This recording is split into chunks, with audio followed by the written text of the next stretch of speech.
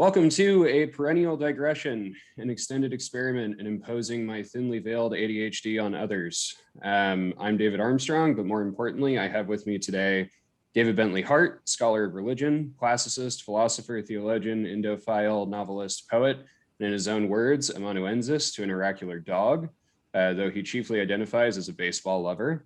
He is the author of an endless stream of books, most significantly in the last 5 years, of a new translation of the New Testament, that all shall be saved, an extended argument for universalism, and this spring, Roland and Moonlight, a series of apocalyptic revelations from the eponymous canine on a variety of topics, particularly the philosophy and even the cosmology of mind. David, welcome, and thank you for agreeing to do this. It's an incredibly generous offer of your time. Actually, I have plenty of time to waste. I'm a very lazy person. I just sort of lounge around most of the day. So. Okay. Well, I mean, listen, I'm still, as someone who this is a lie, but yeah. Look, as someone who's constantly trying to lounge, like, I appreciate you giving up some of the lounge time, you know. So I called the conversation that I pitched to you Eschatological Horizons. You've written a lot about what your friend and colleague Paul Griffiths would call the noissimum of all things, the final reconciliation of every creature to God at the consummation of the ages.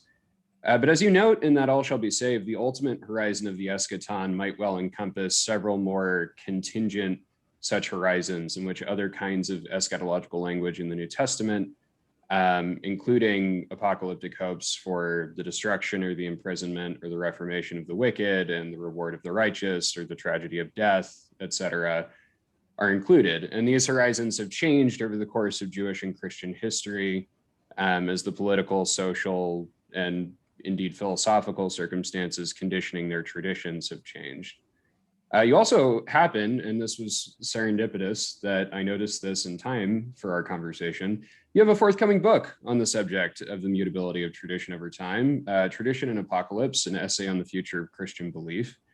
And so I thought it would be profitable to trace some of those changes together and see kind of what can be synthesized eschatologically for our own time and place, doing some of this historical critical work. Before we begin, I wanted to ask, was there any particular stimulus that generated the book on tradition, or have you been sitting on it for a while, or how did that come together? A generous advance. I find that inspires me more than anything else. Sure. Love of money, I understand, is a root of great something. I don't remember the rest of the verse. Yeah, you know. But it's something good, I'm pretty sure. Yeah. Right. You know, I've always thought if God's going to be picky about that, it would be great if the world weren't so dependent on money. You know? Yeah, of course, I suppose that brings us to the obvious question of whether it needs to be, but it is a convenient short form for barter, I have to say. It is easier to carry a wallet full of cash or a credit card to the store than lead a group of oxen. Right. Or my crop of zucchini whenever they come forth, right? And try to trade that for some. But it is philargyria. You know, it's the love of money that you need to avoid.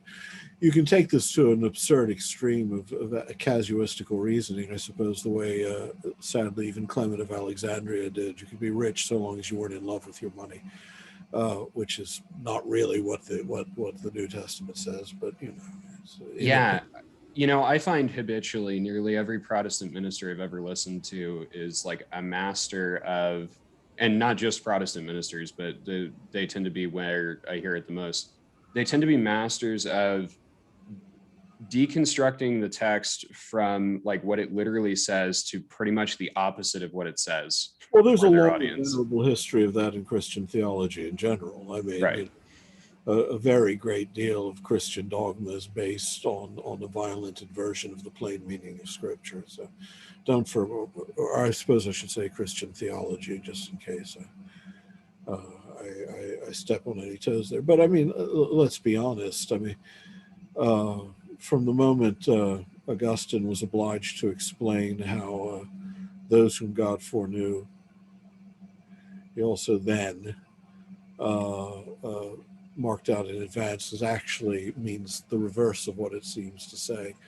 I think Christianity was set on a certain trajectory of trying to convince Jesus he didn't really mean what he meant.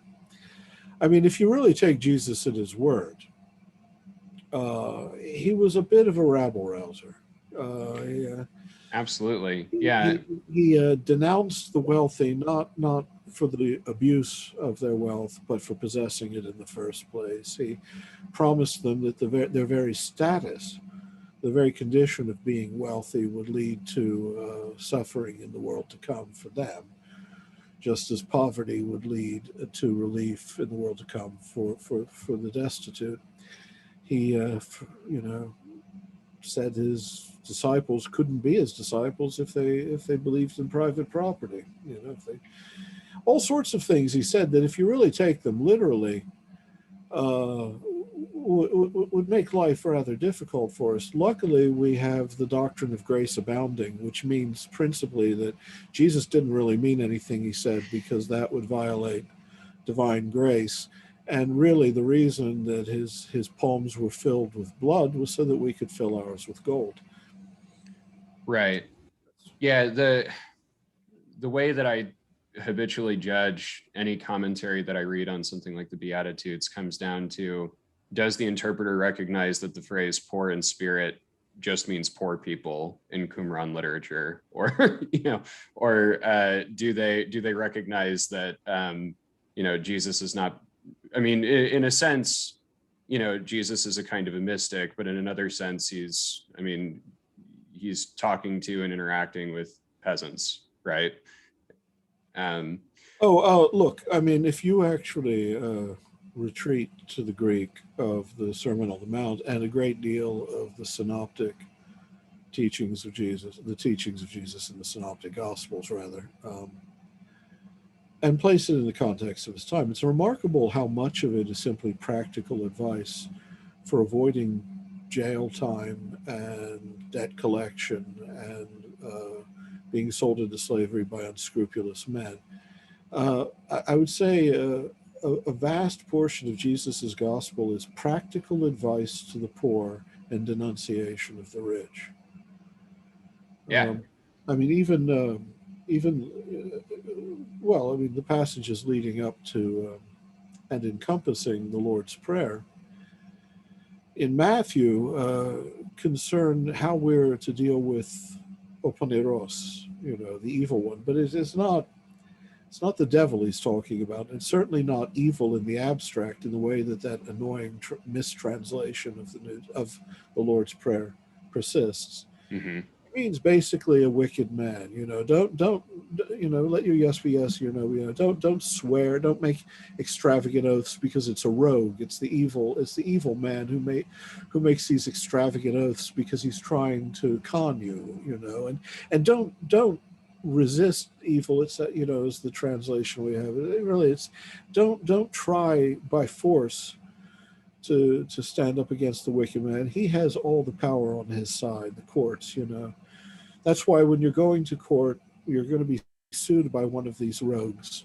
Try to reach a rapprochement on the street before you go into the courts, because the courts are corrupt and they're on the side of the rich, and you're going to be despoiled one way or the other.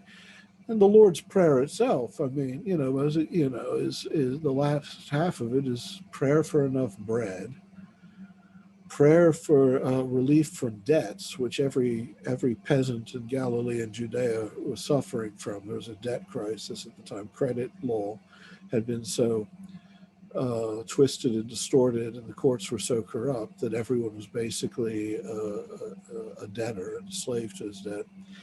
Keep us away from trial, meaning quite literally the law courts, where not lead us not into temptation. It's spare us prosecution in civil court, which ends up getting us sent to jail and all of our possessions taken from us by our oppressor, and deliver us from this rogue, this evil man who wants to.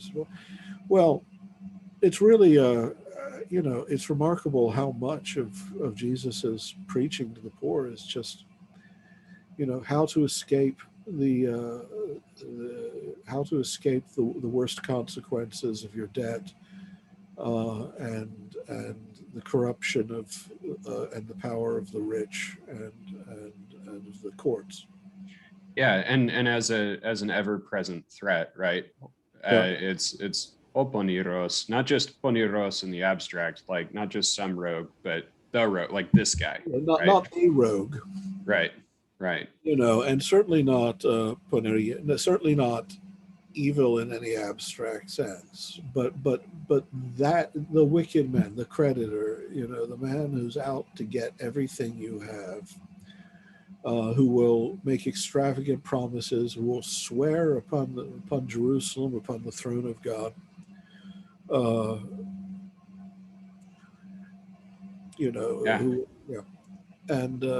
So yes, you're right. So I don't know how we got off on this tangent immediately, but yes, the secret of Christian theology, especially after the Edict of Milan, was basically how do we convince Jesus that what he really meant was that we have to have the right attitude about wealth. Yeah, and so this is actually, tangent though it may be, I think it actually leads helpfully into my first question. And also I've titled this extended experiment A Perennial Digression, so feel free to digress as you like. But I mean, so tomorrow is Marcel Proust's 150th birthday. Did you know that? I did not. Okay. Good to know. We should digress a bit. Yeah, just to digress. Yeah. So, closely related to these economic and social realia in the first century is also, the rise of Jewish apocalypticism during the earlier Second Temple Jewish period, which is affected by, it's sort of growing up together with the sapiential tradition. It's influenced by contacts with, the Near East, with Persia, and with kind of Hellenized and Romanized Egyptian culture, and also just with direct influence by Hellenism. And, it's sort of standard in New Testament scholarship now to think of Jesus, and not just Jesus, but also the Paul of the Undisputed Letters and sort of the earliest generations of the movement. These are primarily Jewish apocalypticists, not necessarily holding a singular apocalyptic vision, either of kind of what's going on in their own time or what's going to happen, or et cetera.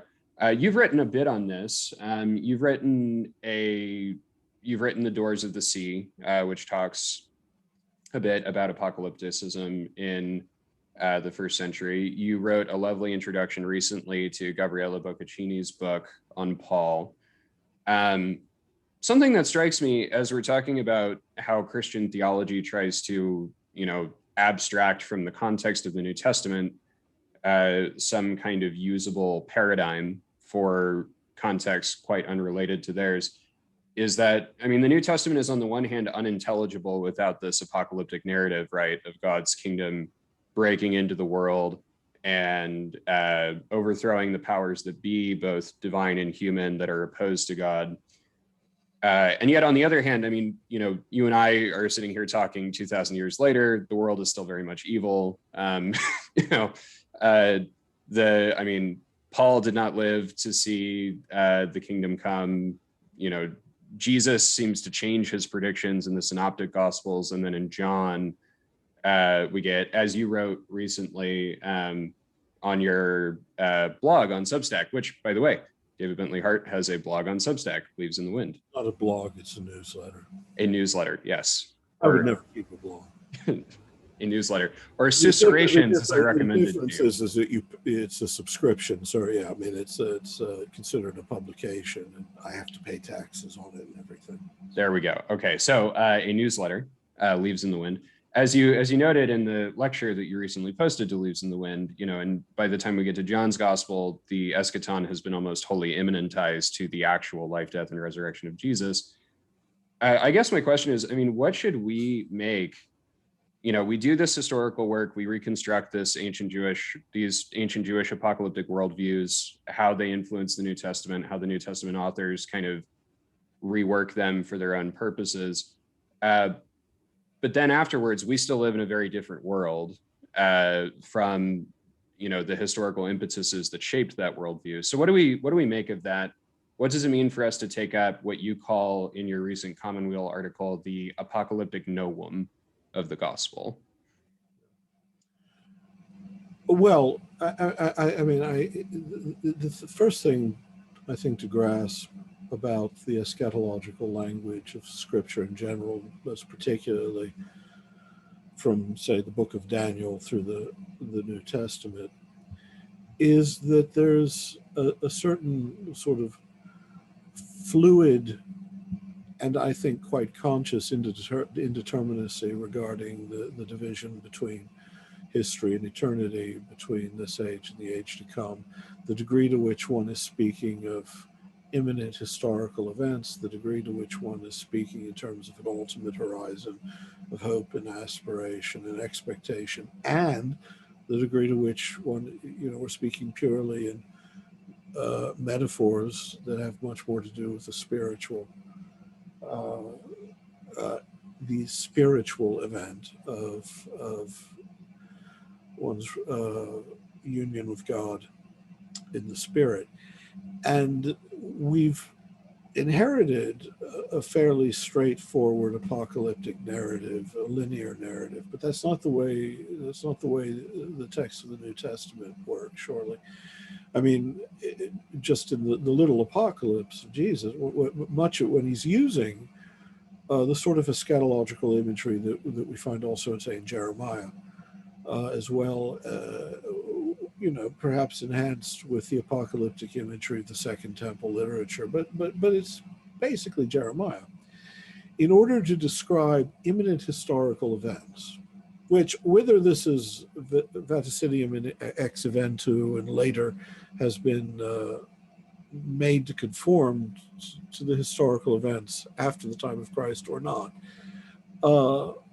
And remember, in Jesus's time, it was no mystery to anyone that a final reckoning was on the way, given the indomitability of the various factions of resistance in the Holy Land, and given the situation there. But Jesus is clearly talking about imminent events, the destruction of the temple, but and its historical sequelae, and yet he's speaking in the imagery of a final reckoning at the same time of judgment.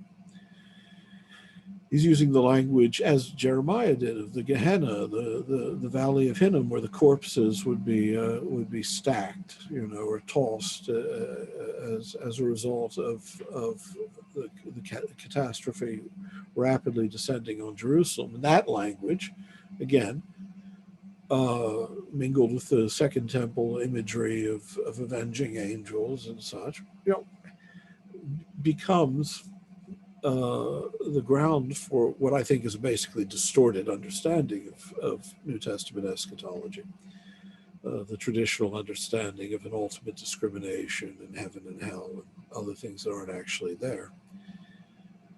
But that very indeterminacy, I think, is meant to make a demand, right? I mean, the writers of the Gospels were not insensible, surely.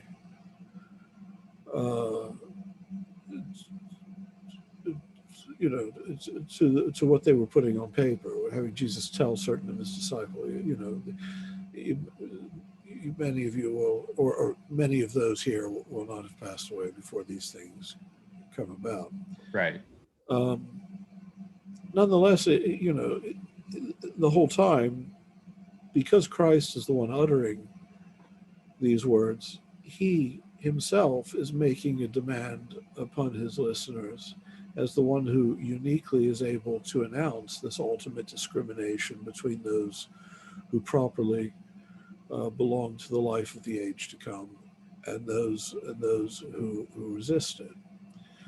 The basic eschatological expectations you find in Paul, of course, and probably pervasive of most Messianic Judaism at the time, would be that the current age, the Olam Hazeh, is passing away and will be succeeded by a redemptive epoch in the age to come, Olam Haba, which is still a this worldly reality, but one in which God has overthrown the enemies of Israel and the enemies of God. And you find that same expectation in the book of Revelation in the form of a fairly violent political fantasy about the overthrow of Rome and the triumph of a new kingdom of Israel, so to speak, in a renewed city in Jerusalem. Again, all, it would seem, a political allegory about intra-historical events. But Yeah. precisely because of the kind of imagery used, the message does, I think, is meant also to go beyond the specific context.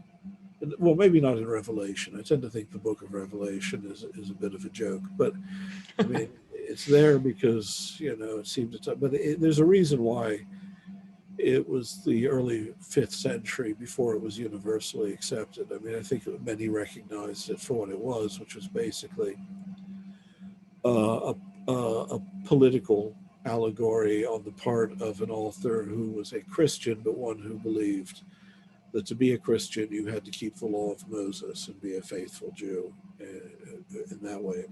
An anti-Pauline Christian, but at least that's one very plausible reading of the text, and the one that's almost certainly correct, but Sure. This is a bad time to mention that I did my thesis on Revelation. Did you? But did you arrive at the same conclusion? Well, so in my defense, what I did it on was deification traditions in Revelation. So I argued reading early Jewish literature about people becoming angels basically through the temple cult, either in this life or at death, that the same kind of thing happens in Revelation, just sort of refocused around the person of Christ. Right. And of course, that's how Paul understands resurrection also in 1 Corinthians 15. It's sort of the angelization, the trading of an animal body for a spiritual body of the sort that angels possess. Although, again, there's a good example of how Christian theology has totally inverted the meaning of Paul's quite explicit claims in that chapter. Sure. Already by Irenaeus, right? You have Irenaeus trying to do basically damage control on that chapter, trying to insist that, Paul doesn't really mean what he says. And then you have Origen writing not very much long after that saying like, no, Paul means what he says. And, this is what it is. Origen was, of course, correct. Paul is a Greco-Roman, Hellenized Jewish thinker, very much. The sort of firm partitions that we draw between Hellenistic and Judaic forms of thought, of course, there's a fiction of 20th century Protestant scholarship and theological polemic. I won't call it theology, but just theological polemic. To this day, you have exegetes insisting with not only firm conviction, but almost evangelical zeal that when Paul speaks about flesh, he means something like sinful human nature, which of course Paul would have been quite capable of saying had he meant sinful, but when Paul speaks about flesh and blood, he means flesh and blood. They cannot inherit the kingdom of heaven. Anyway, this is I'm wandering more than normal today. It's this digressive invitation you issued. So let me say this. I think that what we think of as New Testament eschatology is very rarely fully eschatological in the sense we imagine. I think a great deal of it has to do with historical events of the time, either real events or events hoped for that did not come to pass. There is a more general picture that has a universal reference within which the various so-called eschatological texts subsist. So there is an ultimate vision of the new age that is coming. It has nothing to do with heaven and hell. It has to do with a renewed creation. The question is whether only some of us get to participate in the age to come and the rest pass into nothingness, or whether ultimately that final horizon embraces everyone. And both forms of language are found in the New Testament in Paul. I mean, I'm one of those things. Paul didn't have a clear sense at times. I mean, I think he wavered back and forth on this issue, and that when we try to reduce Paul to a single uniform vision of the age to come, we're making the mistake of thinking that he believed he knew with absolute certainty what the age to come would look like. Right. Well, and it's difficult, right? I mean, we have 7 of his letters that we all agree he wrote. We have 2 that are maybe closer to his thought, but still probably not written by him. That are, say, second generation, or, right. Genuine followers of Paul who are piecing together aspects of his teaching and elaborating on them in Ephesians and Colossians. Yeah, I mean, we have relatively little to go on for reconstructing, but an entire viewpoint for him. But I think Origen and Gregory of Nyssa and others were right to see that if there is a systematic key to Paul's thought, because he's obviously a formidable systematic thinker who does think very much in terms of the eschatological horizon of the event of Christ in time, but also who seems to think in terms of more than one eschatological horizon. It's 1 Corinthians 15. I mean, that sums up both the earthly, what he wants to say about the risen Christ, what he wants to say about the age to come regarding the nature of the life that we inherit, how it's sort of an angelic life. After all, Christ says in the Gospels that in the life to come we shall live as the angels, and I think that should be understood much more literally than people tend to do. And or stars, both in the New Testament you find equally. Become a god. Like that's what's on offer, right? Or a god, an angel, a star. All these are interchangeable terms. By the way, I'll get to that later. Remind me to say something about Philippians. But where were we? Oh, yes. I don't remember. Where were we? Oh, yes, 1 Corinthians 15. This then becomes the grand cosmic vision that puts everything in perspective, how the story of salvation is Christ reordering all the powers, placing them in subjection, not destroying them, not damning them, but placing them in the sort of hierarchy of relation. In a sense, dispossessing them of the rule over the nations they were given in Deuteronomy or elsewhere. And the promise in the age to come, the Son will then hand over all of creation to the Father, and God will directly govern all of reality, and it will be a reality without the ambiguities, failures, or the suffering and mortality of creation as we know it, and its groaning. Yeah. Origen says something to the effect in Book 3 of De Principiis that the moment where Christ subjects all things to himself is this moment where he has restored the discipline of ruling to the powers, and I think something like the medicine of salvation to those who had fallen or something. But the idea there being exactly what you're saying, that the eschatological vision is not that God destroys the gods, it's that the nations and their gods come to worship the biblical God.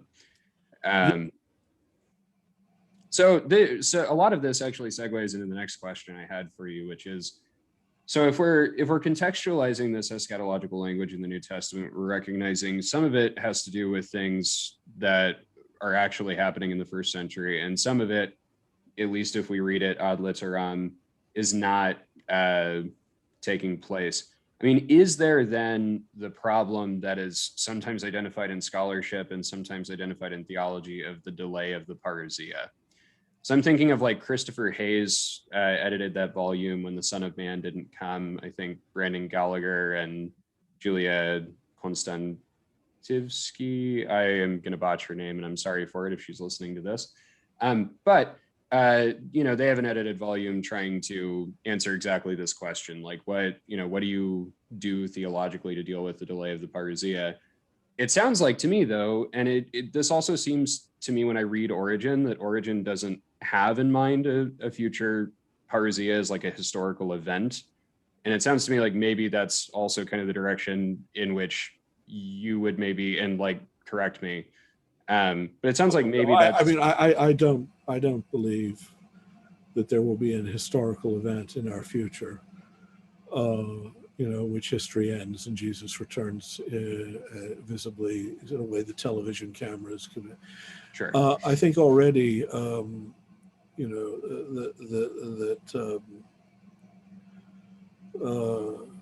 the Gospel of John already recognizes this, and honestly, I mean, I quite seriously believe that in John's Gospel, quite explicitly, the not only the death and resurrection of Christ, but the condemnation and restoration of the cosmos happens within the Triduum, within the 3 days of Christ, and that we still have the language of the last day. There's still the sort of nebulous understanding of a final end of all endings, you know, whatever that'll be like. But the prophecies regarding the Son of Man, of the coming judgment, more and more in the course of the Gospel of John come to be focused on the actual cross of Christ and the empty tomb, and you know, the final revelation of the Son as the one in whom the Father is fully present when Thomas addresses him not as Kyrios and Theos, you know, but O Kyrios o Theos, you know, God as such, the Lord, you know, so that Christ actually becomes the presence of Adonai, of Yahweh.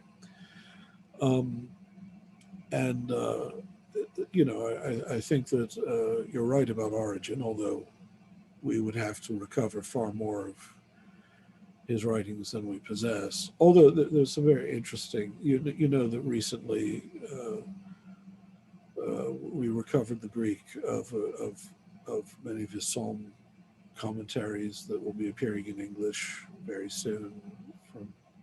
Are you aware of that? I was unaware, but now I'm excited. Ah, well, okay. Yeah. Well, you have something to look forward to, and there you get hints too of and I think of course also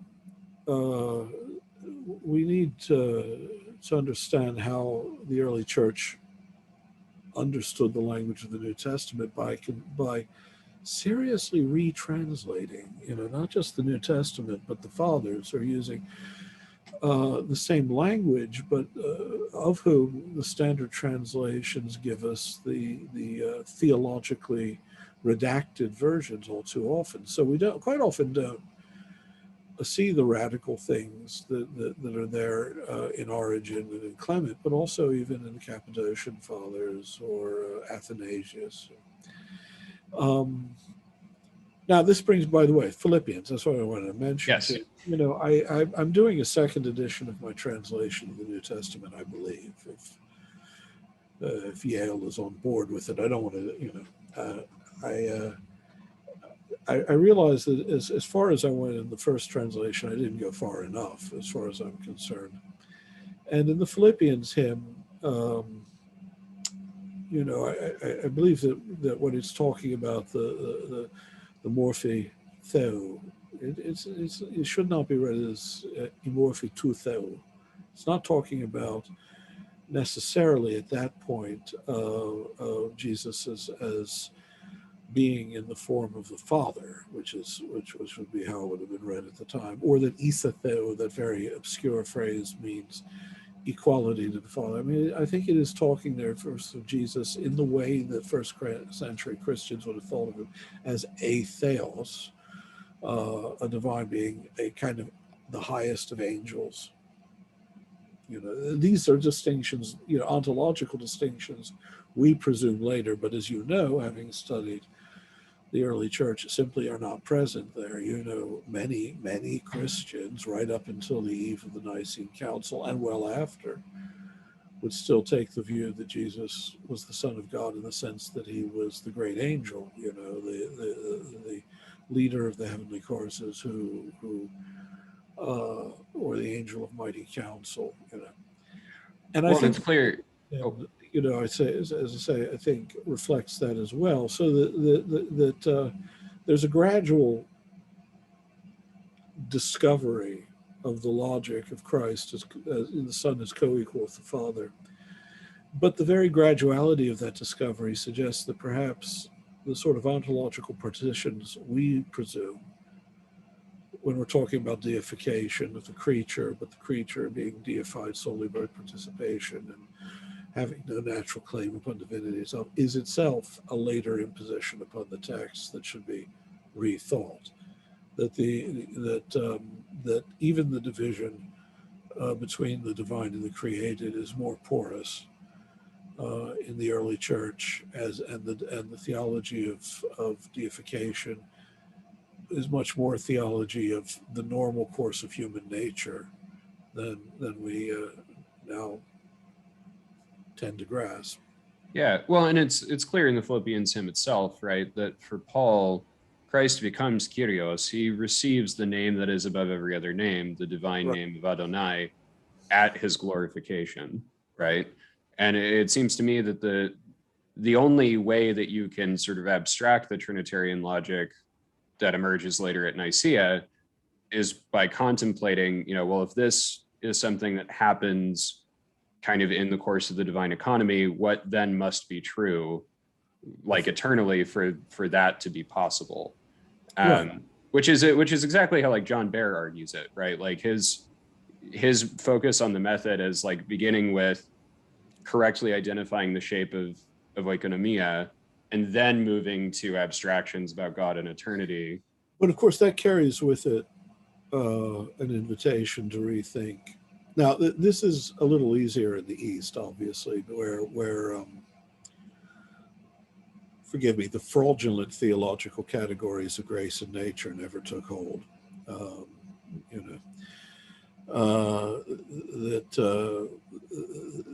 But it's still in the East as well as in the West. You have to reconsider what is being said about the nature of the creature in relation to its divine destiny. It cannot be the case that this is purely a matter of some kind of miraculous super elevation, which in no way is implicit in or required by the nature of the creature, because, with all due respect to the two-tier Thomist system of the 16th century and after, which is no respect at all, this becomes a logical and metaphysical nonsense if you pursue it. And you realize that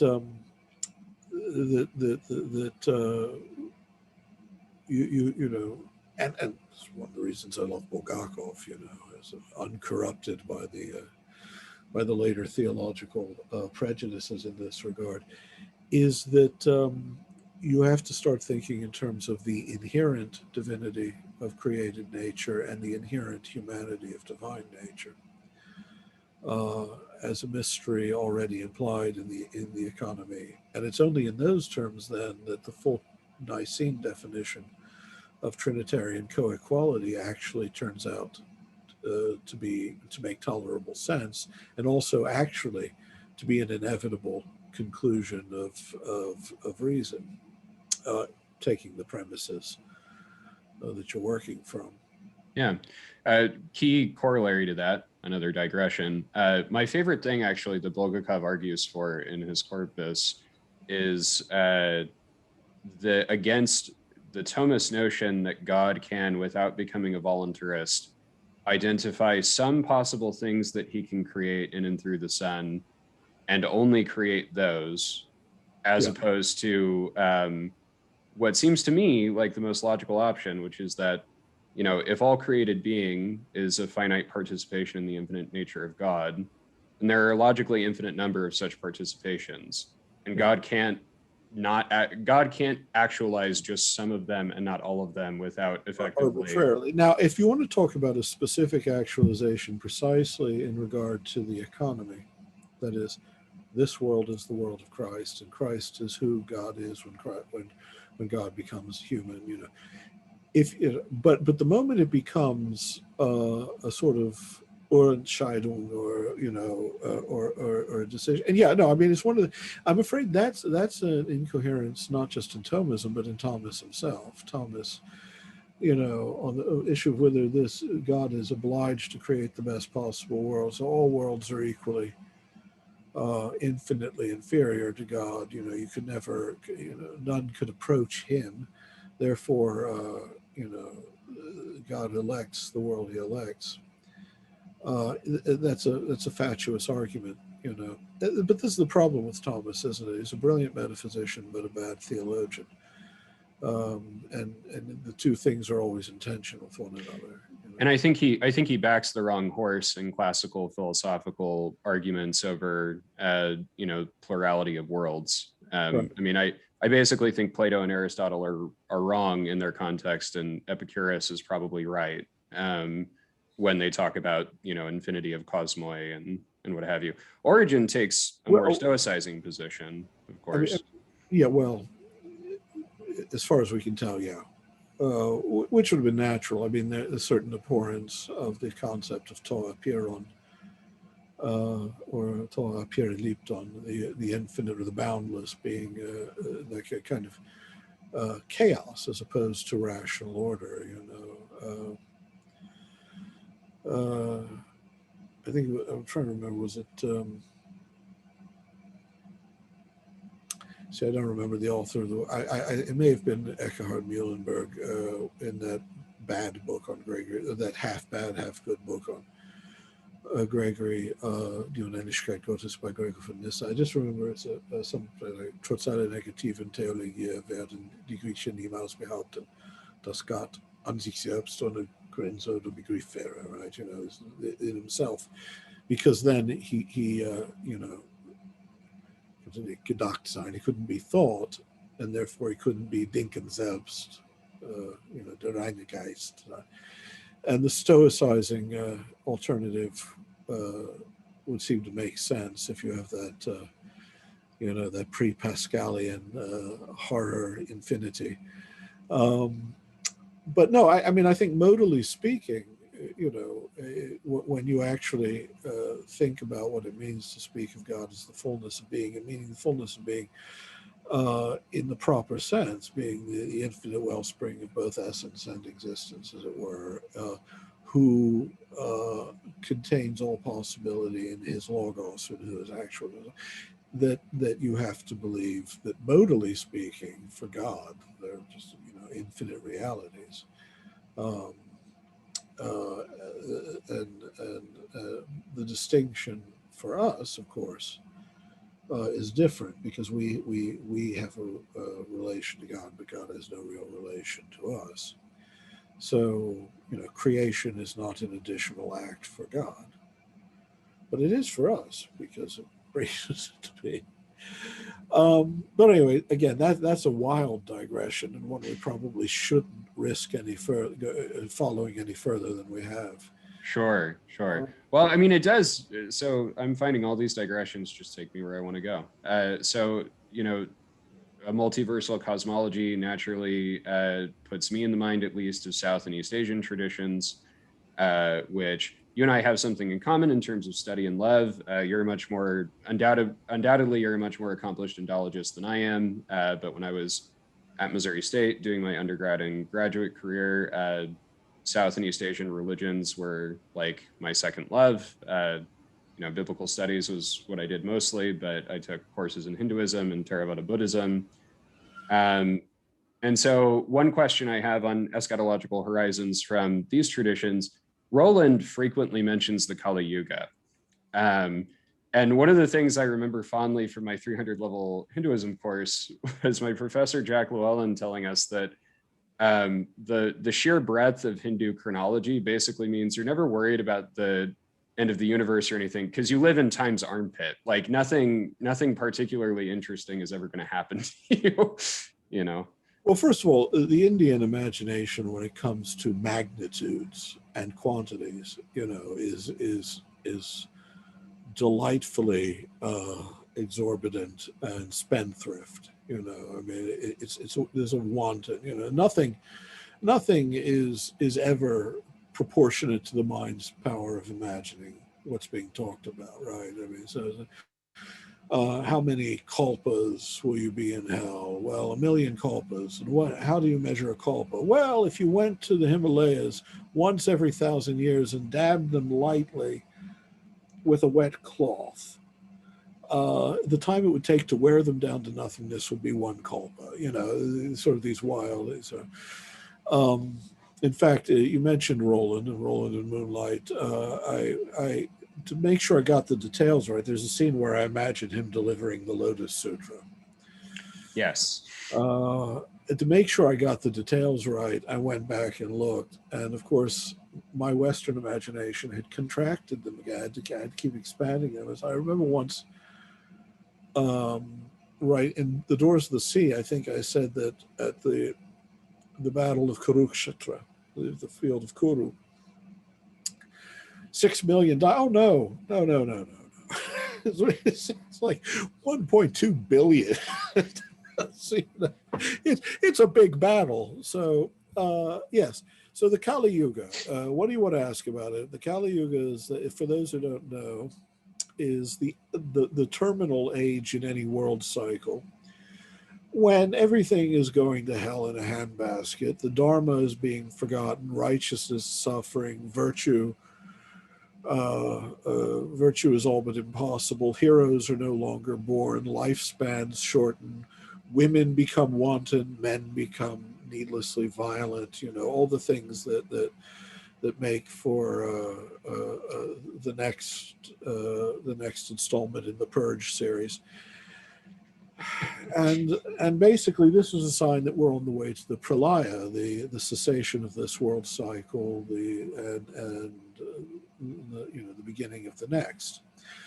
And once again, I mean, depending on what system you're in, if you're a Vaishnav, you'd say that once again, Vishnu awakens from his sleep in the coils of Anantashesha on the Sea of Milk, and this world passes into nothing. But again, he will dream, and from his dream there will arise another world creator, Brahma, and from Brahma there will come forth the gods, Indra, and the pantheon, and a new world will take shape. But the Buddhist systems are it's just variations on this mythology. And I love, by the way, in the Buddhist cosmogony, how Brahma is like the first Deva to awake, and like he looks around at everything, and the other gods like come into being, and they're like, "Whoa, this is awesome! Did you make this?" And he's like, "Yeah, like." Of course. I mean, it's demiurge. I mean, yeah, it's demiurge. Yeah. Yeah. So my question, I guess, I mean, in the standard chronology, as far as I understand it, and I recognize that using Kali Yuga and Roland does not entail you to some kind of like literalist, devotion to the chronology or anything. But I mean, Kali Yuga, in theory, if we're dating it from Krishna's death, ends in the year like 428,899. It's an excessively long time from now. And I guess this sort of only a moment in terms of your average yuga, Right. Shorter than the other 3 yugas, right? Yeah. And I'm curious, like, so we've already talked about, there's no historically future Parousia. Basically, is it just Kali Yuga from here on out, or like, do we get a new like golden age? Do we get a Kalki? Well, I'm not. You see, I'm not going to say that Kalki. I'm not going to say that I would deny the possibility of direct divine intervention in cosmic history. I guess. I just think the people who imagine that the language of the Parousia, first of all, because much of the language of the Parousia that enters into Christian tradition is Christ not talking about himself, right? He's talking about one like unto the Son of Man, the judge, who is this figure who presides over the, to some degree, intra-historical settling of accounts that will fall upon Jerusalem, you know. But Paul clearly is expecting an imminent return, and Paul is clearly wrong in that regard. You know, I think the wise thing for Christians is to understand that ultimately, you know, yes, there's an ultimate account. Christianity claims an ultimate encounter of all of creation with God in Christ. What form that will take, you know, I don't know. But I honestly don't believe. I know that, you know, that there were Christian network. I think it was like the 700 Club or something. Parousia used to have discussions about having television coverage of Jesus descending again the Mount of Olives, because how else will the whole world see it? So, you know, and you know, I'm sure that there must have been discussion of whether they could get a Coca-Cola sponsorship for that broadcast. I don't know.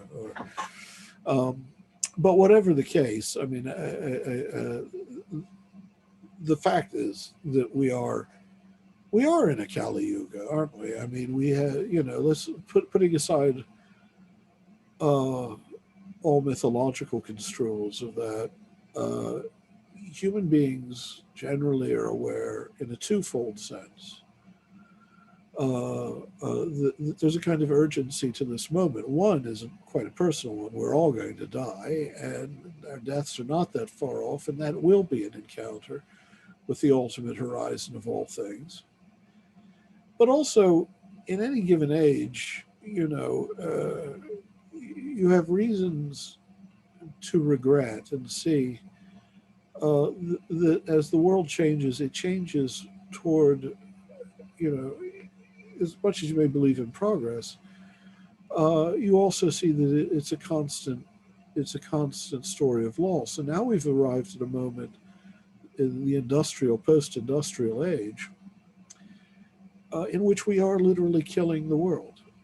And, you know, nothing less than that. The rate of extinctions right now underway surpasses anything from even, you know, any epoch since the presumed last great meteor strike.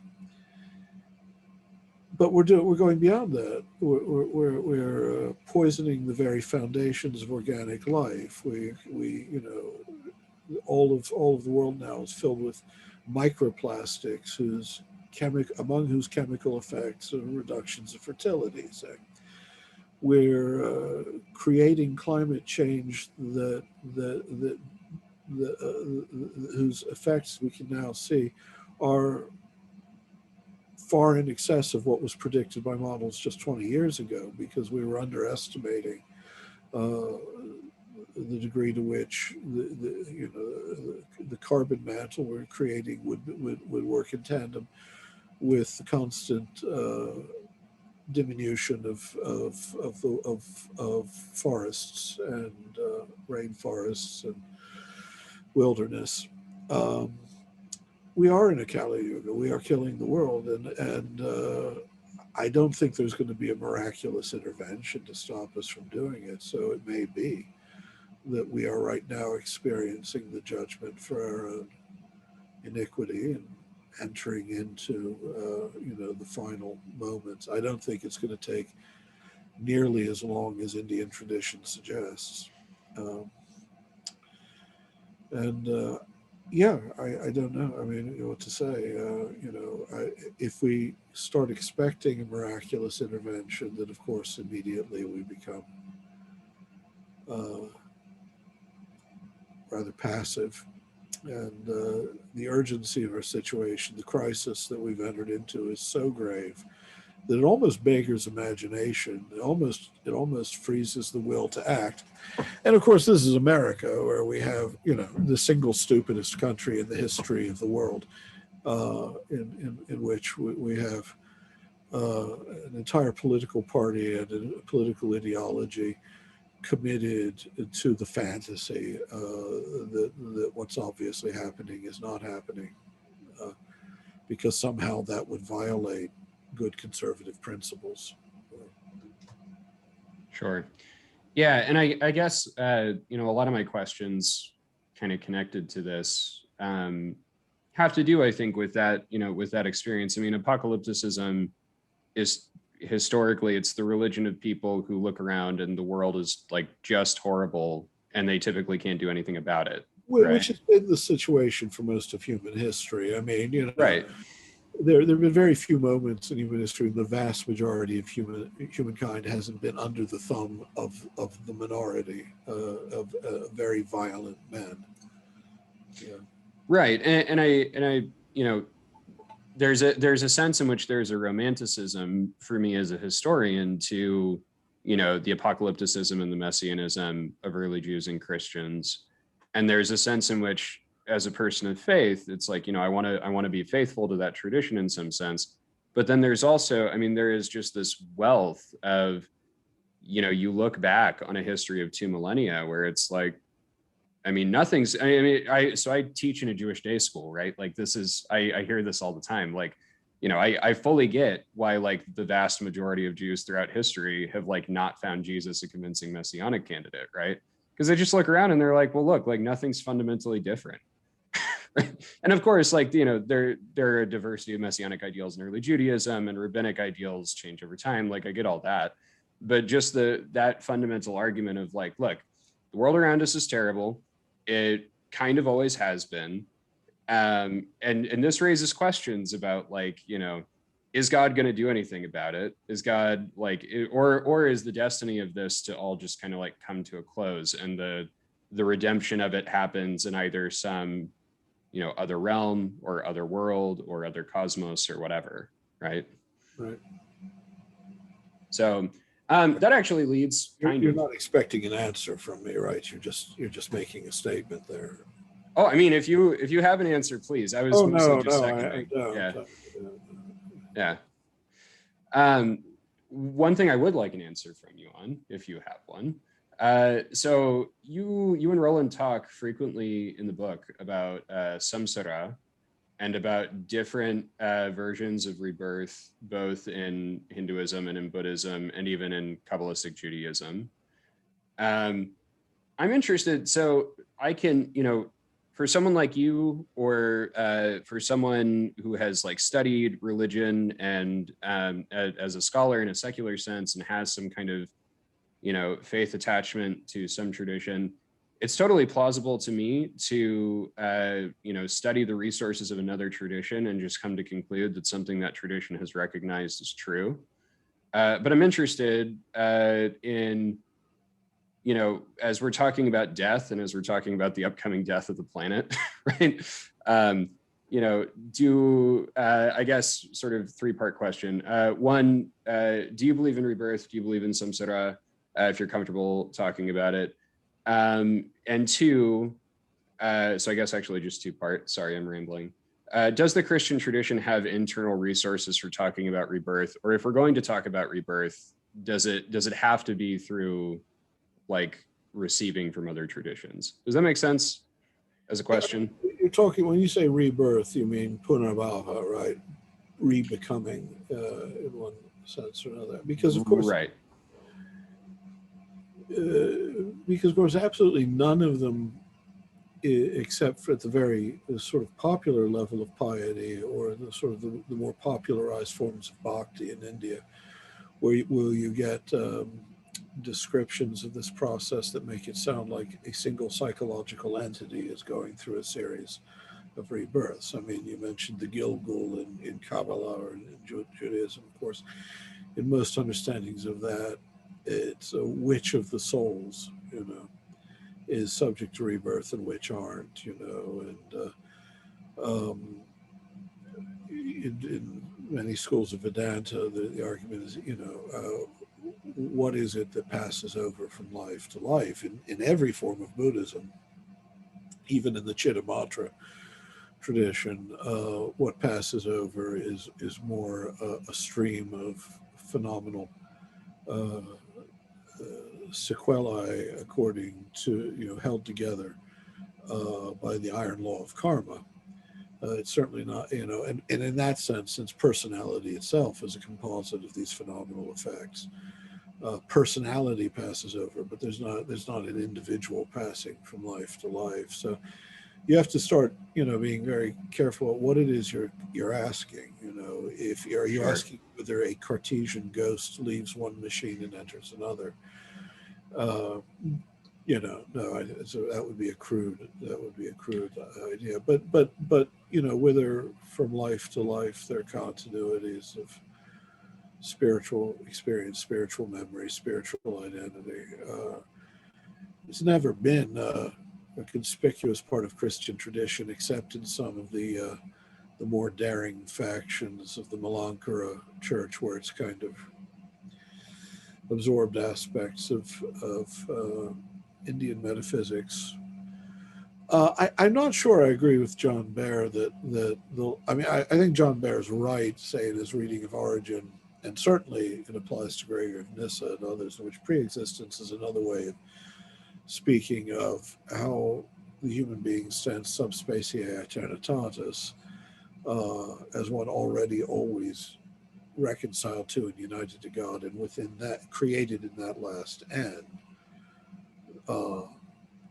That's the eternal pre-existence of which Origin is speaking. I'm not sure, though, that there isn't for Origin a kind of Ionian prelude to life in this body, or Well, yeah, I mean, he openly says that the conditions of new cosmoi are basically the actions of rational beings in a previous cosmos. right?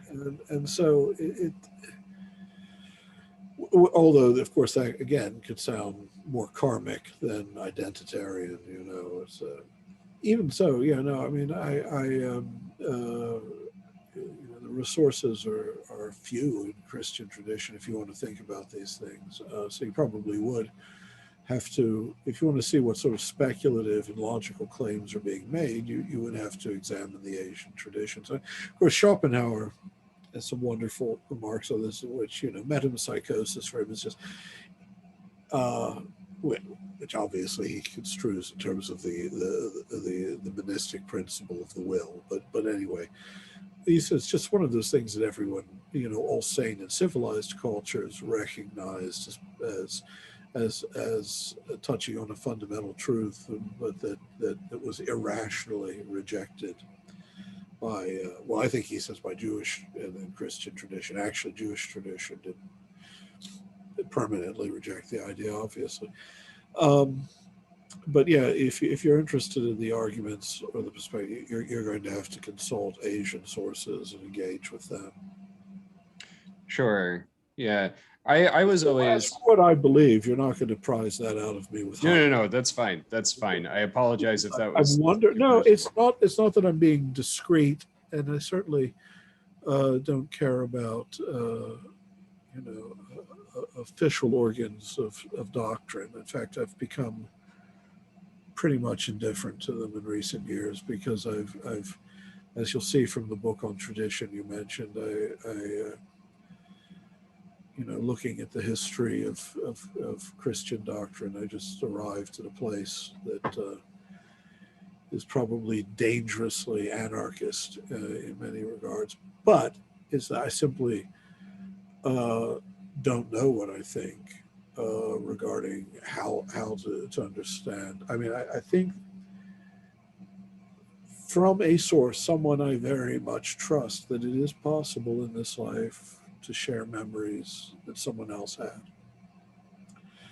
I think it happened to someone of very close to me, of impeccable honesty and Christian virtue and Christian faith, that suggests that we are not shut off from one another, and one life from another, and one soul from another, in the way that we like to think, the more we think of ourselves as punctiliar psychological individuals.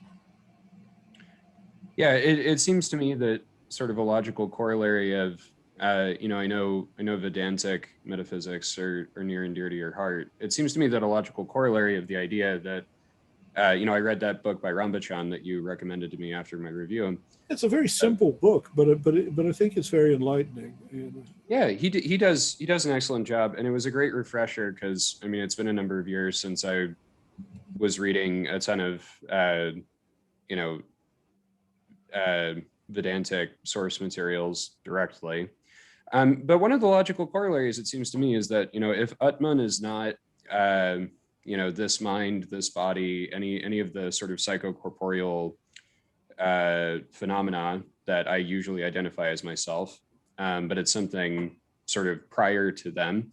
And Atman is also Brahman, right? Like Atman is also just God, the infinite. Then on some level, it's, as you're saying, it's not like one, a psychological entity is going from life to life to life. It's God is manifesting as all of us. Like, right. And I want to point out, that I think actually logically, it was when the book on mind comes out, another book I'm reading, you'll see. Logically, this is an entailment of any coherent metaphysics of the act of consciousness, not just a phenomenology, but I think a logic, a metaphysics, that all of them, that every discrete, every separate or separable act of consciousness is always grounded in the one infinite act of mind that is God, and that there is so also a kind of community in that, in that retreat to the what Vedantic metaphysics would call the Sakshi, the witness that is always subject and never object, the unified field of apprehension of Atman. And Shankara is very good at it. Shankara, I remember years ago, I sometimes have arguments with Thomists. Here and there. By which I mean, of course, the school of Thomism, the 16th century, a school of Banyas, and that was carried on, Banyas and Alvarez, and then Billiard and John of St. Thomas, right up to, a slimy little fascist Garrigou Lagrange, who, by the way, you may not know this, I don't like. The people in this school, in that school of Thomism, tend to be the ones who are least acquainted with the full range of Christian tradition. They're acquainted with the system of Thomism, but they're also remarkably rarely acquainted with anything beyond the bound. And I remember one of them, I won't name him, but you could take a wild guess and you'd get it right. Years ago, mocking Vedantins for because he had read something that he misunderstood. He said, well, if you believe you're God, as if there's anyone in Vedantic tradition who believes that he, this finite empirical ego, this self is God. Whereas, of course, the greatest of all the Vedantin philosophers, Adi Shankaracharya, the Advaita, but even if you're not Advaitan, you have to admit that he has the most impressive speculative mind. In his commentary on the Chandogya Upanishad, the Chandogya Upanishad Bhashya is quite clear that when you say Tattvamasi, that thou art that, that's not addressed to you as a psychological self. It's addressed always and only to that which is never, which is not differentiated, that which is not separable into individuals, that which is always the subject, the Atman. And in that sense, what is he saying other than God breathed into Adam, and Adam became a living soul, or that Funklein, that the little spark, or the breath of God is the foundation, the ground of every act of consciousness that allows us to come into being as finite modes of conscious existence. But there and there only can you say you are God, you know. Yeah, I've sometimes wondered too if when Paul talks about God becoming all in all in 1 Corinthians 15, if he's not actually quoting or alluding to at least Aratus's phenomena. Yeah, no. Because in 1:5, right, you know, everything is altogether full of Zeus, right? And I wonder if that's I have no reason to doubt that the account in Acts that Paul takes that idea of, you know, in him we live and move and have our being, as a correct explanation of the God he preaches as the God made manifest in Christ. Yeah, no, I mean, clearly, I mean, you're not the first to have noticed the passage from the Phenomena. So yeah, well, of course, because everyone should read the Phenomena because it's great, right? It is. Yeah. Well, everyone should be a classicist and say phenomena, though, you know, just to be yeah, mnemonic, just to show the man of the people, of the demos. For sure. I confess that the other pronunciation doesn't actually have any historical validity at all. So, you know. Yeah, my classics training at WashU, we did. You studied in St. Louis. I did, yeah. So I did my first. St. Louis. Sorry. Are you from St. Louis? I am originally, yeah. Well, I'm from. Passages about St. Louis in Roland and Moonlight seem excessive to you. Like I realize that St. Louis there is a metonymy for the hell I was going through in a state of extreme illness, right? You know, many of us feel the same way. But I will say, you know, I grew up. St. Louis itself is a kind of metonymy for literally like the greater Tri-County region, essentially. So I'm like, you and I are talking, and I'm sitting in my house in the St. Charles County, which is sort of parasitically attached to St. Louis County in a variety of ways. And most of my upbringing, I was in St. Louis County.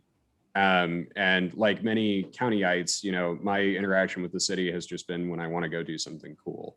But there were many nice things about St. Louis. Yeah. WashU was one of them.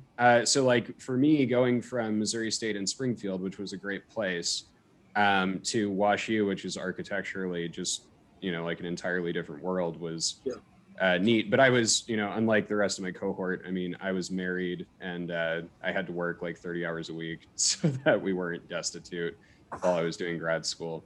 But one of the things I really loved doing, my first class there was with my professor and friend, Tom Keyline. We were reading through Cicero's Pro Malone.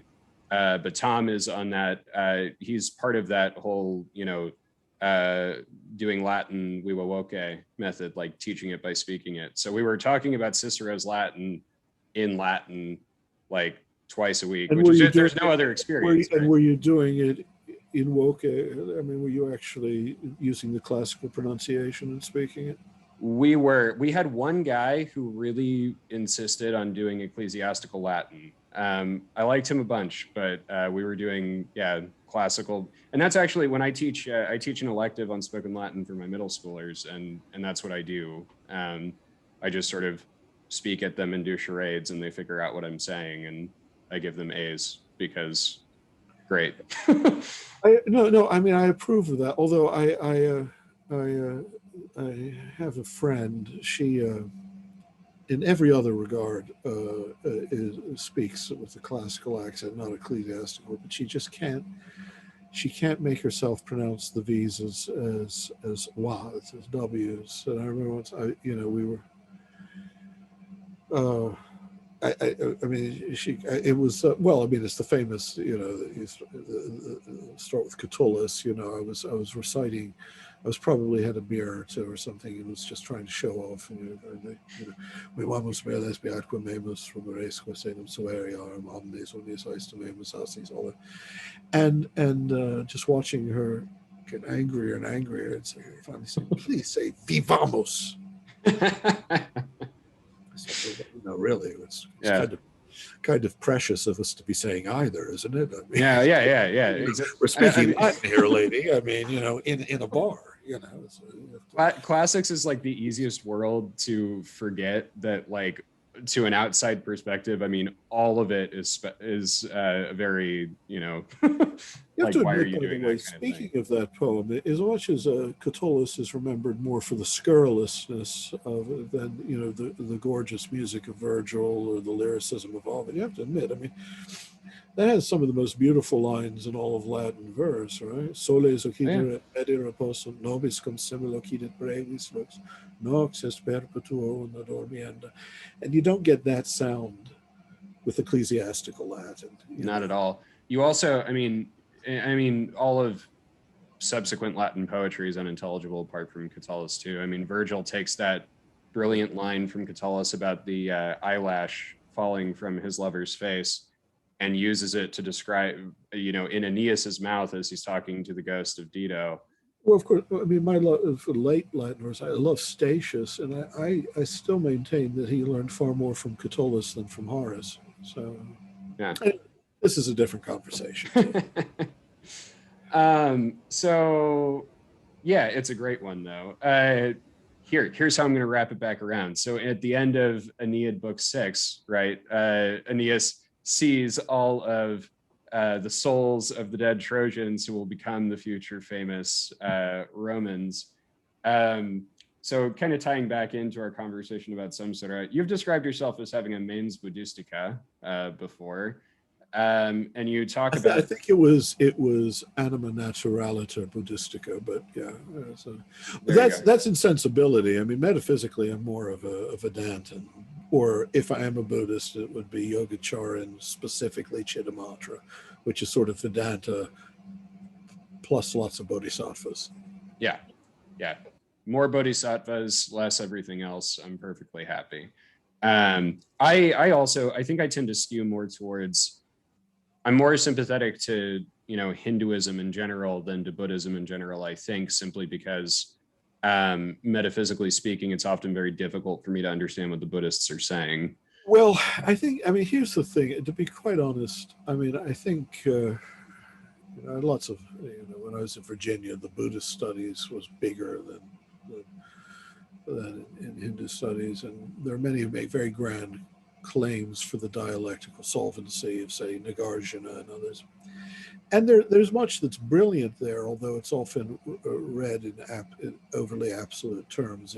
But on the whole, if you take either Aboriginal Buddhism and just the metaphysics of, say, Pradityasamutpada and interdependent co-origination, I think ultimately you're still involved in describing an ontic process that requires a metaphysical context that the early Buddhism just simply does not supply, whereas Vedantic tradition does. It has an ontology, an ontology of transcendent being that is coherent.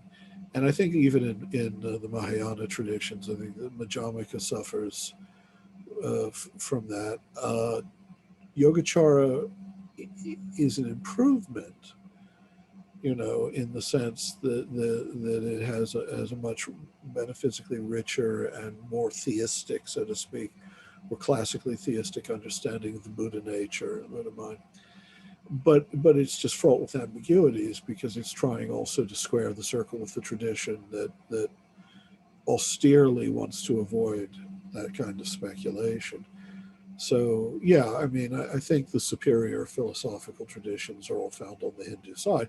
In the case of Shankara, though, you're sort of splitting the difference because as the Vishishtadvaita figures like Ramanuja would say, they accused him of being a Buddhist because he was so close in his embrace of certain aspects of Buddhist, or what seemed like Buddhist tradition, or at least Madhyamaka tradition.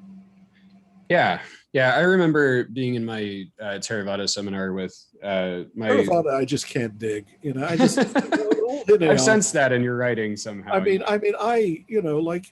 come from the generation when they first introduced you to Buddhism. They would have you read Walpola Rahula, what the Buddha taught. It was that British prejudice in favor of the Hinayana. Sorry, I don't mean to use the opprobrious term. I mean, Sure.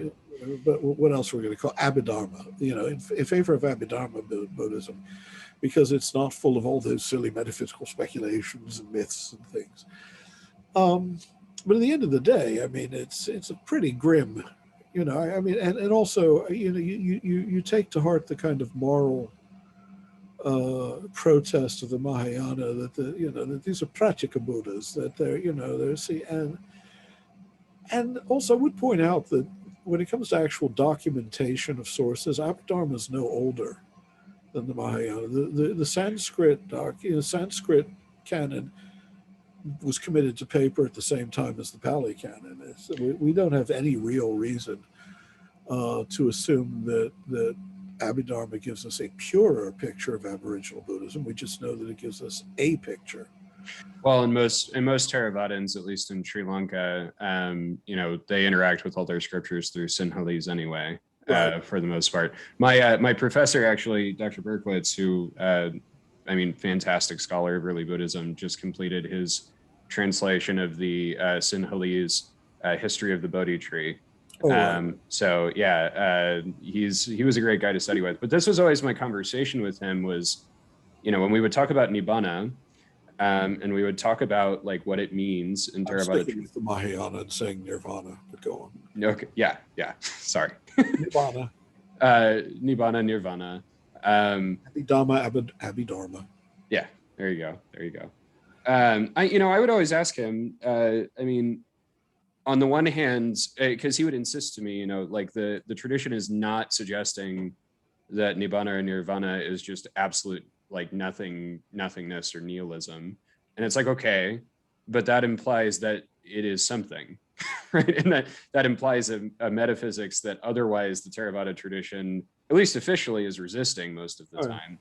Though on the ground, and we talked about this a great deal too, if you go to like Thailand, Theravadins there are doing things like worshiping Brahmanic deities and bodhisattvas and all throughout Indochina. The Vedic deities are really living presences in Theravadan Buddhism, it is a Buddhistico-Hindu religious synthesis that you find throughout most of Indochina. I think in that list of books for a long journey that's also on the Substack, I mentioned the Ramakian, which is the Thai version of the Ramayana. Oh, okay. You should read it sometime. It's fascinating because this really, this is emanating from a putatively Buddhist background, but it's pretty much, the Ramayana, has filtered through a Thai sensibility. Very, very different from the sort of, shall we say, more buttoned up Indian versions. I tell my middle schoolers the story of the Ramayana when I do like Joseph Campbell hero's journey stuff with them, which we then later problematize. But when I start them out with that to kind of just to introduce them to the basic idea. Yeah. I tell them the story of the Ramayana specifically because Hanuman is like my favorite sidekick in any myth. You can't do better than a divine monkey. That's why Journey to the West is on a par with War and Peace and world novels, and ultimately more important because it's about a magical divine monkey. Yeah. And there are no magical divine monkeys in War and Peace for all its virtues as a novel, or in Alla Recherche de Tom Perdu. In fact, there is a distressing absence of magical divine monkeys in the Western novel. Yeah, it's an inexplicable oversight. Yeah, the best popularization of it is what I grew up watching, which is like an anime like Dragon Ball or something, where you take Sun Wukong and you just make him the main character and you follow him around. Anyway, but there was an Australia, years ago. It was made in, I think, Japan, actually, the Japanese version of Monkey King series that was made in Japan, shown first in Australia and New Zealand, and then became a sort of cult hit in England in the 80s when I lived there. In a sense, that's the proper approach. I mean, it's just sheer silliness, what I love about that book in general is that it's equally irreverent to all three of the major Chinese traditions at once. Buddhism, Taoism, and Confucianism are all treated with remarkably cavalier coarseness, And I say that as someone who loves all three of those traditions in their purest, but what I like is the sort of that Chinese, and we have to say it's some Taoist sense, in the popular sense, that Chinese sense of whimsy in which piety and absolute impiety become indistinguishable from one another at times. Sure. Yeah, I noticed that this will be my last tangent on this, as much as I could talk about. I thought this was just a digression on it. It is just a digression. You're right. So I don't know why I'm being, so hurried. I noticed that American companies, when they try to adapt Asian resources or myths or stories or whatever, they usually try to do so with some degree of seriousness. So, like, I grew up watching Avatar: The Last Airbender, which is like a fantastic little Asian fantasy universe composed from our difference in age here might be coming through, but look, I mean, how old are you? 16? Is it? 26. My constant excuse for being able to watch cartoons is like, look, I've got letters after my name and I work all the time. It's okay. I watched trashy TV when I was a kid, or even popular TV. The difference is I was watching I Dream of Jeannie and nursing a crush on Barbara Eden. It's in reruns. Fair. In reruns, I want to point out. I was born the year that program began, so I had to watch it in reruns. I'm not that okay. Yeah, no, I get you. Mind you. Once you've fallen for Jeannie or for Lieutenant Uhura or for Mrs. Peel in the Avengers, your life is pretty much set. For sure, especially Lieutenant Uhura. Like, I mean, every iteration of that character, including, anyway. But like, I tend to... The character was Nichelle Nichols. I mean, she's a beautiful woman. Sure. But I noticed that like Japan's much more comfortable with silliness in terms of a lot of the stuff it produces. So I watched, I don't know if you've seen it, but Disney Plus has like a nice little documentary about the Japanese adaptation of Spider-Man, Spider-Man, where so Marvel sold the rights. This is pretty recherche stuff for me, Oh yeah, no, you'll love this. Okay. So Marvel sold the rights for distribution of Spider-Man in Japan to Toei, and basically they adapted it to a Japanese context so that Spider-Man is no longer like a teenager who's been bit by a radioactive spider. He's had a blood transfusion from an alien from the planet Spider, and he summons a giant mech. And when he like fights villains, he says, I know I've never seen any of this. I do recognize the Japanese sensibility. I am also of the generation that in my early childhood watched Ultraman. Yeah. So this is like same era that Ultraman is going on. And so Spider-Man like drops down from the ceiling and he says, "It is I, Spider-Man, an emissary from hell." Right? Like they showed this to like Marvel producers and everybody in the room hated it except for Stan Lee, who stood up and applauded it as like the best possible distribution of the character. Very good. So, so this has been a lot of fun. I really enjoyed this. So, I mean, so just quickly, how good is your Japanese? How would what is hell in Japanese? And non-existent. Yeah. It's non-existent. Hell is real. Oh, you mean? Oh, no, my Japanese. My oldest and closest. Jigoku, to be precise, which is the Japanese rendering of the Narakas, the hells of not only Buddhism but other versions of the underworld of suffering stories. And I ask this, I know it's getting more serious. Before you give me your last question, there is also a serious Japanese cinematic culture. It is one of the great cinema, the US, Japan, and France, in that order, are the three great cinematic traditions. And one of the late Kurosawa films made with Toshiro Mifune Toshiro is translated, and it's, believe it or not, it's an adaptation of an Ed McBain novel, but it's translated in English as High and Low, because it's about a person with money and someone in the labor class, his chauffeur, whose son is accidentally kidnapped because the kidnappers think it's his employer's son. Okay. Yeah, it's amazing how often Ed McBain came up with ideas that would have fit very well into a sort of Dostoevsky sort of style. But anyway, but the film was translated as High and Low, but in fact the title is Tengoku and Jigoku, Heaven and Hell. And just by changing the title of the film, they managed to blind a lot of Western critics also to the religious and moral depths of the film, the spiritual depths, Buddhist principally, but also Kurosawa was fascinated by Christian iconography as well. But anyway, that's my last digression. Go ahead and ask. Well, I'll let you know when I get some Japanese. I'm moving slowly eastward. I'm trying to teach myself Devanagari script right now, and so. Yeah, well, you need that if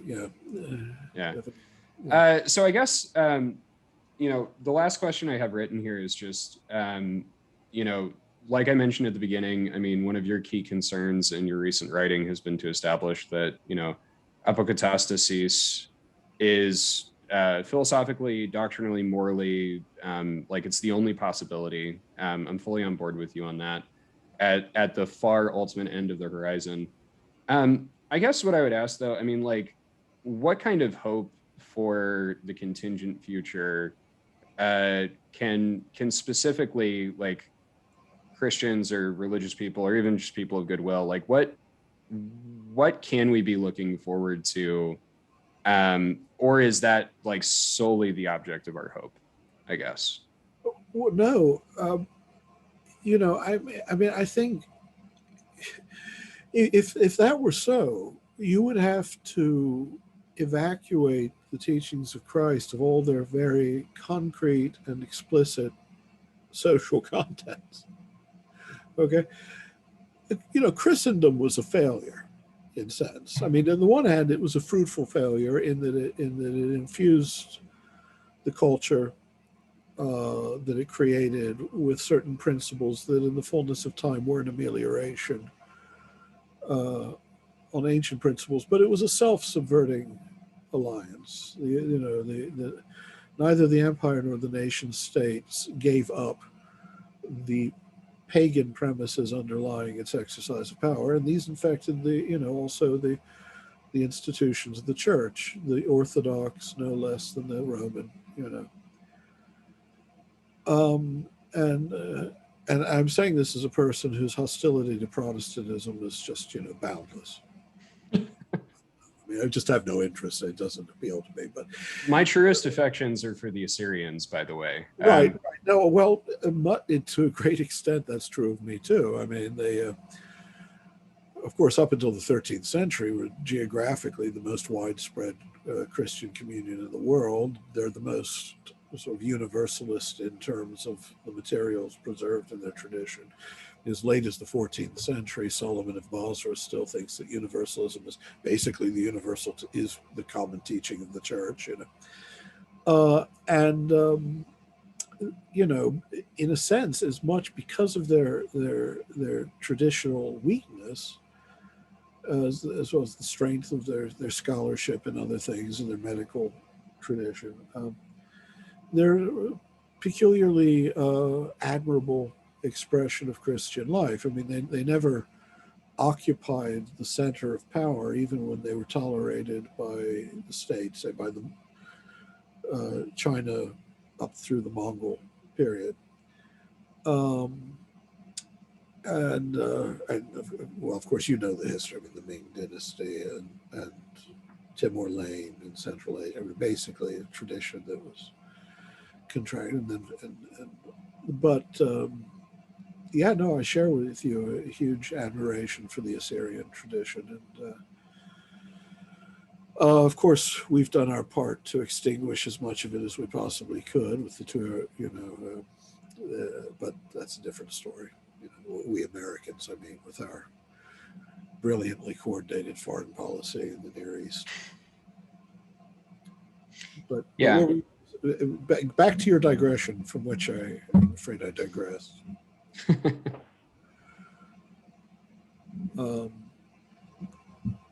The question is, what? I think that Christ was a political radical. I think that he meant what he said about wealth and poverty. I believe that he described in his actions and adumbrated in his words a way of living together in community that was not just moral, but that was a political order, and that it was adopted, according to the book of Acts, by the church in Jerusalem. And I think the early church in general, we see evidence as late as reports about them, about Christians in the second and third centuries. And that was actually, it's necessary to recover the political Jesus of Nazareth from the imperial Christ of Christendom. It was a failure, whose empire subverted itself, and that there is a radical novum there. There is actually a program. It requires radically rethinking things like poverty and power, authority, and that Christians should not only hope for that, but work for that. And, I think that in the modern state, a lot of it's going to look like left-wing politics, of the most radical sorts, and how Americans and good pious Christians recoil from anything that might suggest that Jesus wasn't on board with the Second Amendment and the creation of the LLC, global corporation. But with it, I mean, it's something not only to hope for, but I mean, it's something that has to be worked for as a real moral vocation that Christians cannot evade without, in doing so, evading Christ. Yeah. Well, and I think too, I remember your article in Commonweal about, democratic socialism. And I remember some comment that you maybe make in there to the effect of like, this is far closer to a Christian politic, so to speak, from the New Testament itself. But, if you were going to be like radically, right, following like what Jesus actually teaches in the New Testament or what's actually expected, it actually goes farther than this in certain ways, right? Sure.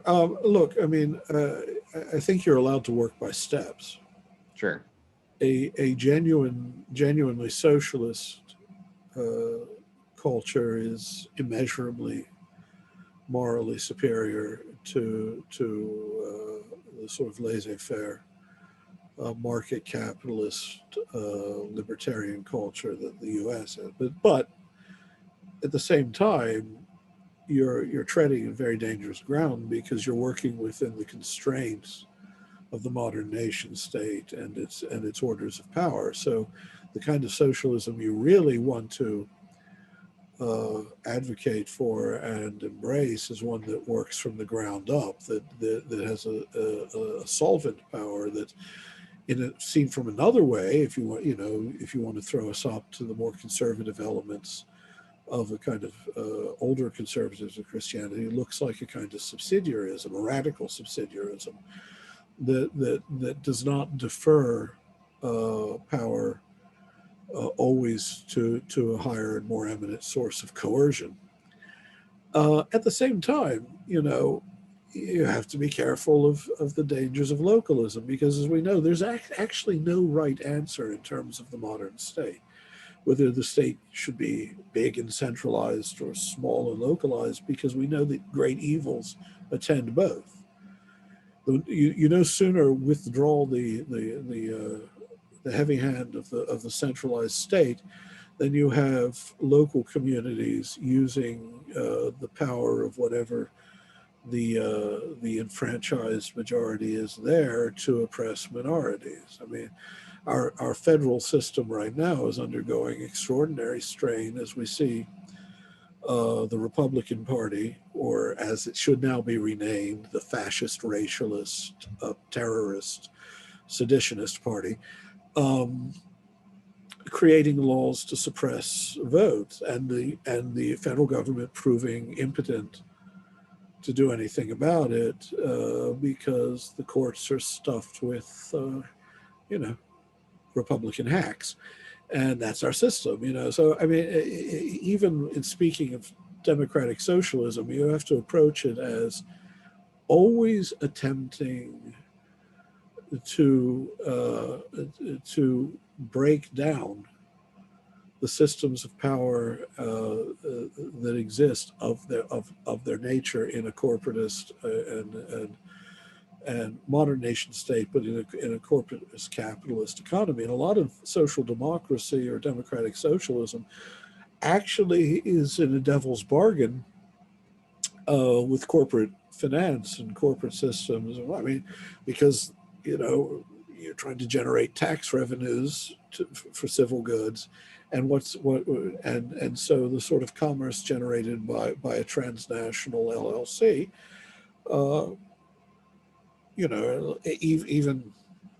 even though, as it turns out, many of them don't pay any taxes at all. So of course, even that's nonsense.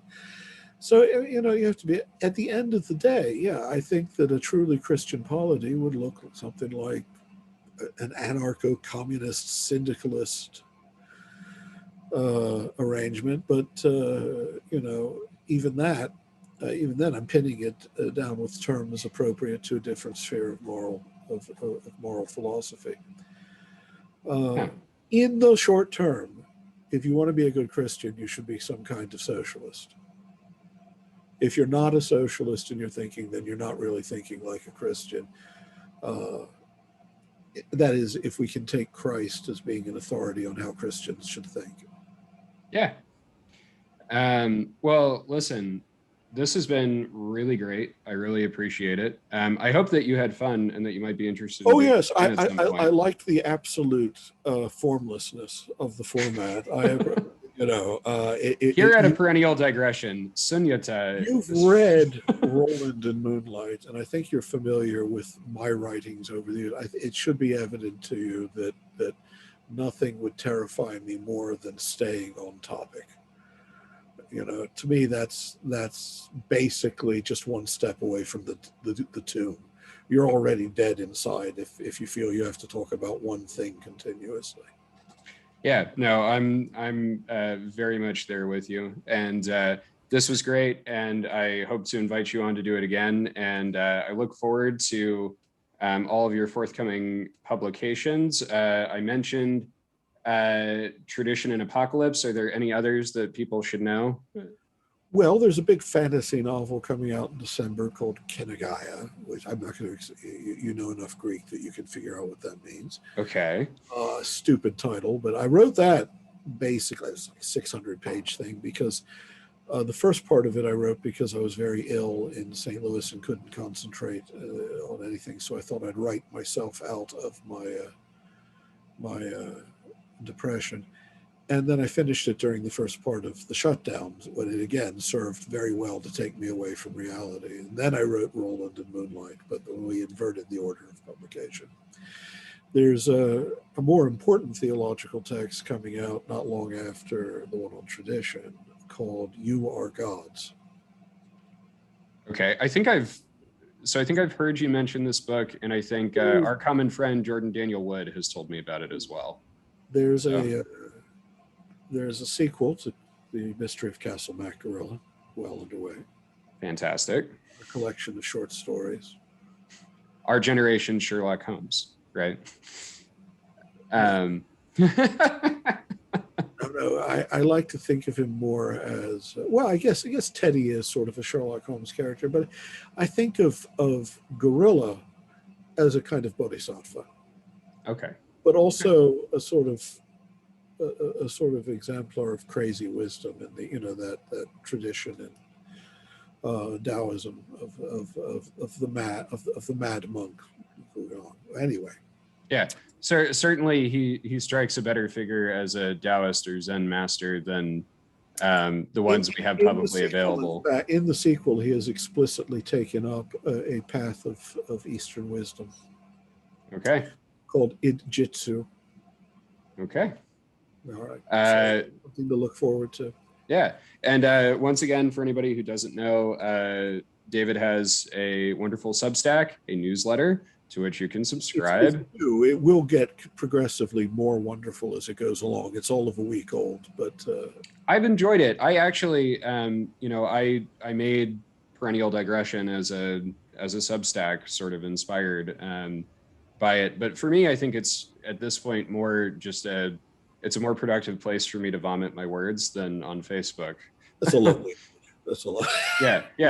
Just So anyway, you need to work on your background though. There, I always try to have some sort of Japanese screen or Chinese painting behind me because I feel that, life is dull. Yeah. And well, I wanted to be in my office where you would have been treated to my growing icon wall. My wife did a fantastic job painting my office and hanging shelves, but there's no lighting in there, so I had to come somewhere where you could see me. Okay.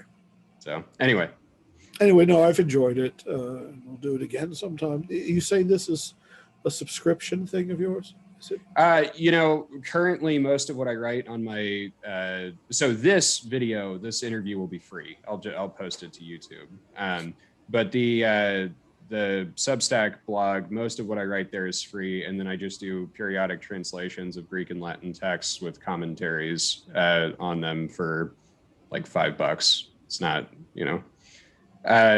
like two people have been interested in that so far. Those who want to justify about Substack, I'll say this. I of course, chose to write for a living and teach only when I had to.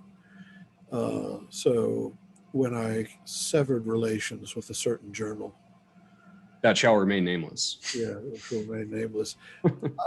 I didn't realize how much I would miss the ephemera side of my writing, how much, being able just to write something about anything that occurred to me.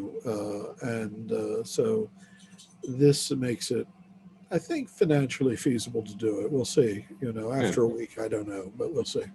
Well, if you have interest, I have a nice story on there about my wife's gnome figurine achieving enlightenment under his toadstool and going to preach to the fairies in my garden. I'll have a look at it. I'm trying to decide which of my fictions to post before they appear in print, because I don't want to make the book such as it is.